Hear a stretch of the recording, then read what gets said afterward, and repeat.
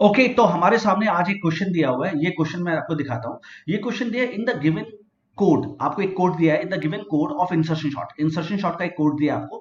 There are two blank spaces at line 11 and 13। तो यहाँ पे दो ब्लैंक स्पेस है और देखो लाइन 11 पे हाँ ब्लैंक स्पेस है और 13 पे भी ब्लैंक स्पेसेस है।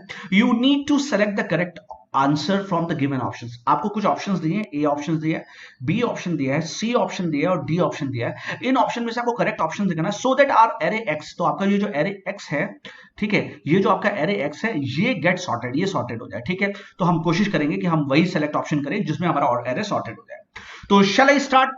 चलो स्टार्ट करते हैं अब इस क्वेश्चन को करना। चलो तो अब क्या है, इंसर्शन शॉर्ट नाम का फंक्शन है, उसमें एक्स पास हुआ, एरे पास हुआ, ये एरे पास हो गया, कुछ वेरिएबल ले लिया। के की वैल्यू मैंने 2 से स्टार्ट की। क्यों 2 से स्टार्ट की? इसलिए क्योंकि मेरा इंडेक्स 1 से स्टार्ट हो रहा है। तो 1 2 3 4 5 और 6। क्लियर? और 2 से क्यों स्टार्ट की? क्योंकि पहला एलिमेंट तो ऑलरेडी सॉर्टेड है। Insertion short is what?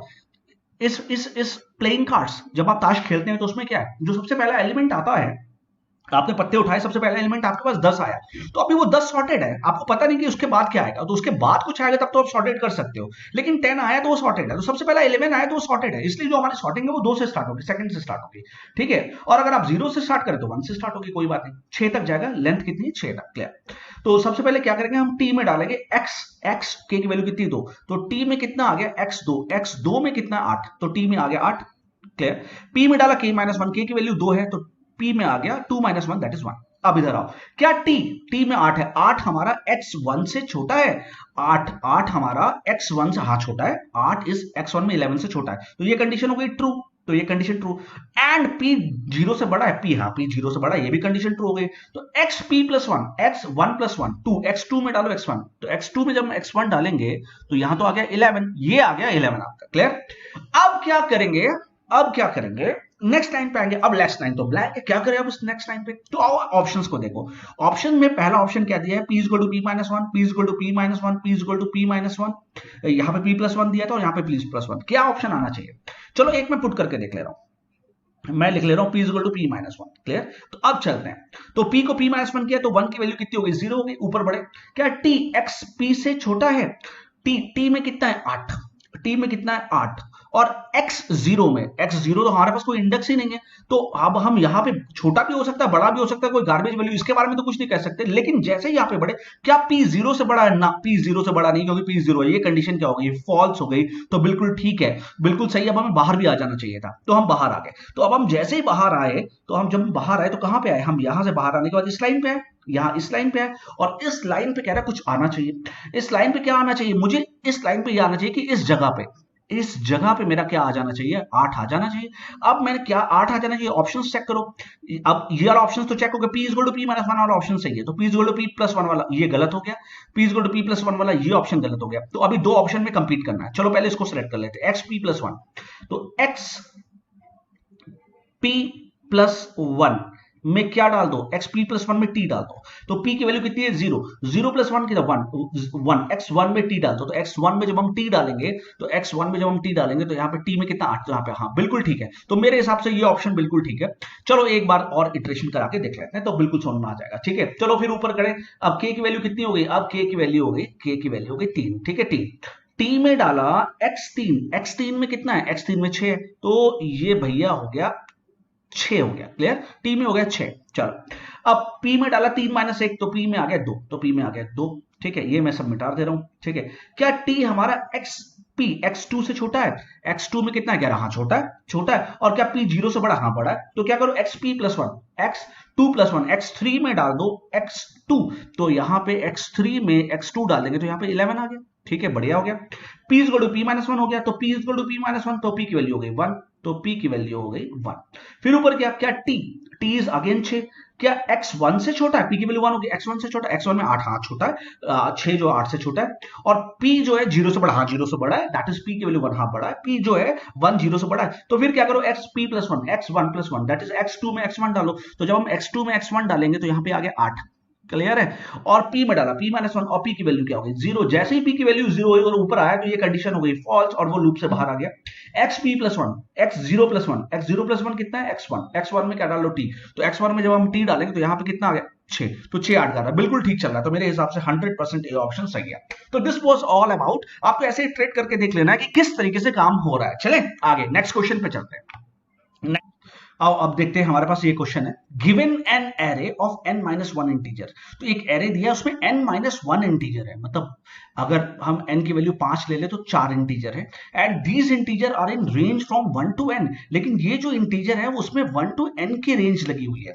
1 to n मतलब अगर हम n की वैल्यू 5 ले ले तो 1 टू 5 है, तो फिर n माइनस वन क्या हुआ, इसका मतलब and there are no duplicate value in the list, और कोई भी डुप्लीकेट वैल्यू भी नहीं है। ठीक है, ये भी बात समझ में आती है, तो ये भी समझ में आ रहा है। One of the integer is missing from 1 to n। अच्छा ओके, अब समझ में आया कि एक इंटीजर मिसिंग है, तो मतलब एक हमारे पास एरे है n इंटीजर का, मान लो 4 इंटीजर का, तो 1 2 और 4, क्लियर। तो 4 इंटीजर का एरे है और उसमें एक वैल्यू मिसिंग है, तो that is total n minus one integer. हाँ, n माइनस वन इंटीजर है, जबकि n की वैल्यू कितनी है, 4।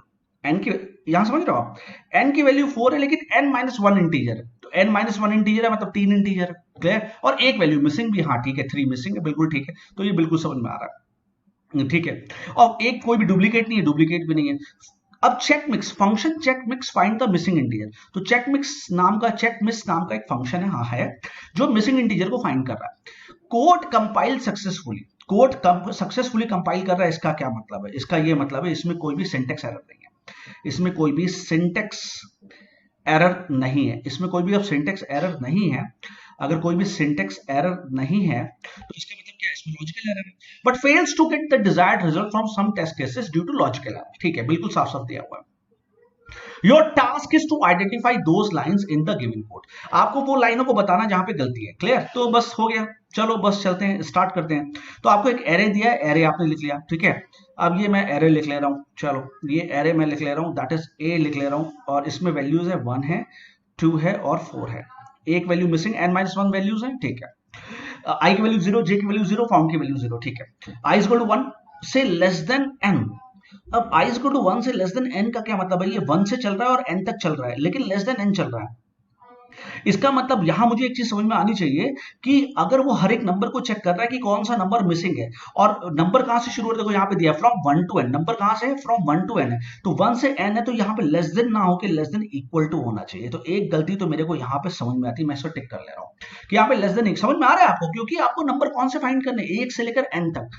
अब 1 से लेकर n में कौन सा नंबर मिसिंग है वो फाइंड करना है, तो 1 से चल रहा है, n क्या है 4, तो ये 1 से लेकर 4 तक में कौन सा नंबर मिसिंग है ये फाइंड करना है, तो एक गलती तो मैंने ये पकड़ ली। फाउंड इज इक्वल टू 0, तो फाउंड आई की वैल्यू हो गई 1, फाउंड की वैल्यू हो गई आपकी 0, फाउंड को मैं एफ से लिख रहा हूं। For j is equal to 0, हाँ 0, j less than n, n की वैल्यू, जे 0 से शुरू हो रहा है और लेस देन n, तो अगर जे n की वैल्यू 4 है, n की वैल्यू 4 है ना, अच्छा अब जब n की वैल्यू 4 है तो 0 से लेके 4 से कम, तो मतलब 3, तो 0 से 3 मतलब 4 एलिमेंट हो गए, जबकि एलिमेंट 3 है, तो यहां पे मेरे ख्याल से होना चाहिए n माइनस वन, ठीक है। तो एक गलती मैंने ये पकड़ी, यहाँ पे 3 ही एलिमेंट है, एलिमेंट कितने हैं, 0 है, 1 है और 2, 3 ही एलिमेंट है, तो इंडेक्स कहां तक जाएगा, 0 से 2 तक ही तो जाएगा। तो n की वैल्यू अगर 4 है तो 4 माइनस 1 कितना हो गया, 3, और 3 से कम कितना हो गया, 2, तो 0 से 2 तक, बिल्कुल सही, यहां तक चलना चाहिए। अब इफ ए जे, तो यहां पे एक गलती और पकड़ ली, इफ के अंदर डबल इक्वल टू होता है, इफ के अंदर डबल इक्वल टू होता है, एक ये गलती पकड़ ली मैंने, क्लियर। तो ये गलती पकड़ ली, अब कोड रन करा के देख लो कि कोड सही चल रहा है या नहीं, तो 3 गलती तो मेरे को समझ में आ गई। चलो फॉर जे इक्वल टू 0, हाँ 0, j less than n minus one, 0 3 से छोटा है, हाँ छोटा है, 0 3 से छोटा है, क्या a 0 i के बराबर है, i की वैल्यू कितना, हाँ a 0 1 इस बराबर बराबर i के बराबर है, तो बराबर है, तो फाउंड 1, तो मतलब 1 है इसमें, तो फाउंड की वैल्यू 1 हो गई, ठीक है। फिर ऊपर जाएगा, जे की वैल्यू को बढ़ाएगा, जे की वैल्यू को 1 करेगा, अब चक्कर रखे क्या ए 1 आई के बराबर है, ए 1 आई के बराबर नहीं, फिर जाएगा जे को बढ़ाएगा, तो जे की वैल्यू हो गई 2, क्या ए 2 आई के बराबर नहीं, फिर कंडीशन फॉल्स हो जाएगी, लूप से बाहर आ जाएगा, नॉट फाउंड को चेक करेगा, क्या इफ नॉट फाउंड, फाउंड की वैल्यू कितनी है 1, 1 का नेगेशन कितना होगा 0, और जैसे 0 मतलब फॉल्स, अगर फॉल्स हो गया तो रिटर्न करेगा ही नहीं, फिर जाएगा आई की वैल्यू को बढ़ाएगा, तो आई की वैल्यू 2 हो गई। अब ऊपर जाएगा, क्लियर है, हाँ देखो 3 मिस करके दिखाएंगे आपको, 2 हो गया, 2, हाँ 2 4 से छोटा है, हाँ छोटा है, नीचे जाएगा, क्या करेगा, फाउंड इज इक्वल टू 0, क्या फाउंड इज इक्वल टू, क्या found is equal to 0, found को फिर से 0 कर देगा, तो फाउंड 0 हो गया। जे इक्वल टू 0, हाँ 0, ठीक है, जे को 0 से करेगा, 0 0 3 से छोटा है, हाँ जी छोटा है, क्या a 1 A0 sorry A0 i के बराबर है, i में कितना 2, A0 नहीं, A0 में 1, 1 2 के बराबर नहीं है, तो फाउंड को 1 करेगा ही नहीं, ठीक है, इफ कंडीशन एग्जीक्यूट नहीं होगी, ठीक है। अब ऊपर जाएगा जे को बढ़ाएगा, जे की वैल्यू होगी 1, क्या A1 3 से छोटा, हाँ, क्या A1 आई के बराबर, हाँ A1 आई के बराबर है, तो फाउंड की वैल्यू होगी 1, तो फाउंड की वैल्यू फिर से कितनी होगी 1, फिर ऊपर जाएगा 2 करेगा, क्या A2 आई के बराबर है, नहीं, A2 आई के बराबर A1 आई के बराबर हो गया था, तो फिर कंडीशन फॉल्स होगी, लूप से बाहर आएगा, नॉट फाउंड ये कंडीशन फिर से फॉल्स हो जाएगी, क्योंकि फाउंड में 1 का नेगेशन होगा 0, और 0 मतलब फॉल्स हो गया, बाहर आ जाएगा, क्लियर। अब ऊपर जाएगा फिर से ऊपर जाएगा, आई की वैल्यू को बढ़ाएगा, तो आई की वैल्यू होगी 3 हो गई, 3 4 से 5 छोटा है, फाउंड इज इक्वल टू क्या हो गया, फाउंड इज इक्वल टू क्या हो गया 0, फाउंड को फिर से 0 कर दिया, j is equal to 0 n minus 0 3 से छोटा, हाँ छोटा है, क्या A0 i के बराबर है, क्या A0 में क्या 1 i में 3 नहीं, बराबर नहीं है, तो अब ऊपर जाएगा j को बढ़ाएगा, तो क्या A1 i के बराबर नहीं, A1 i, फिर जाएगा j को बढ़ाएगा, तो j की वैल्यू हो गई कितनी हो गई, j की वैल्यू हो गई 2, क्या 2 A2 आई के बराबर है, नहीं, आई में 3 है, A2 में 4 बराबर नहीं है, फिर जाकर जे को बढ़ाएगा 3 से छोटा नहीं, तो कंडीशन फॉल्स, लूप से बाहर। अब चेक करेगा क्या नॉट फाउंड में तो अभी 0 पड़ा है, और 0 का नेगेशन क्या हो गया, एनीथिंग 0 का नेगेशन मतलब पॉजिटिव हो गया, तो ये कंडीशन हो गई ट्रू, तो जब ये कंडीशन ट्रू हो गई तो ये अब ये एग्जीक्यूट करेगा, रिटर्न आई की वैल्यू कितनी है 3, तो 3 रिटर्न करेगा, इसका मतलब जब 3 रिटर्न किया तो इसका मतलब 3 इसे नहीं मिला, तो 100% 3 नहीं, तो मेरा कोड तो बिल्कुल ठीक चल रहा है, और गलती कहाँ पे, गलती है हमारी, पहले हमने 4th लाइन पे पकड़ी थी, तो 4th लाइन पे गलती है, हाँ 4th लाइन पे ये वाला ऑप्शन सही दिख रहा है, 7 लाइन पे गलती है, 7th लाइन पे यहाँ पे हमने एक गलती पकड़ी थी, हाँ 7th लाइन पे भी है, और 8th लाइन पे, हाँ 8th लाइन पे गलती है, और यहाँ पे देखो 8th लाइन, ये 9th लाइन है, सॉरी, तो 9th लाइन पे गलती है, हाँ 9 पे गलती है, हाँ ये 9 पे गलती है, this option is 9, is 9, I am cutting this option, this is 9, clear, तो 9 पे गलती, हाँ 9 पे गलती है, तो हाँ दिस वाज ऑल अबाउट कि हाँ यहाँ पे तो the most appropriate answer is 4 7, the most appropriate answer is 4 and then 7 and then comes 9, तो this is the correct answer, तो ये आपका करेक्ट आंसर है, ठीक है, तो ओके, थैंक यू।